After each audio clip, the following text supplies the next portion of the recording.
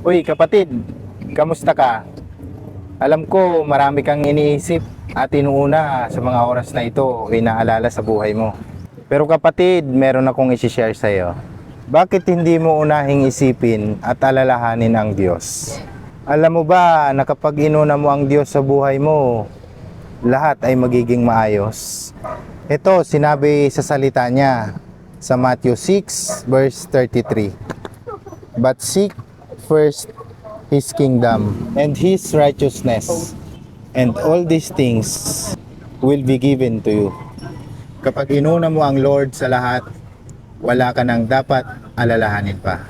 Dahil provided na niya ang lahat ng iyong mga pangangailangan. Pangako niya yon. Tapat ang Diyos kailan pa man. Kaya mo yan, laban lang.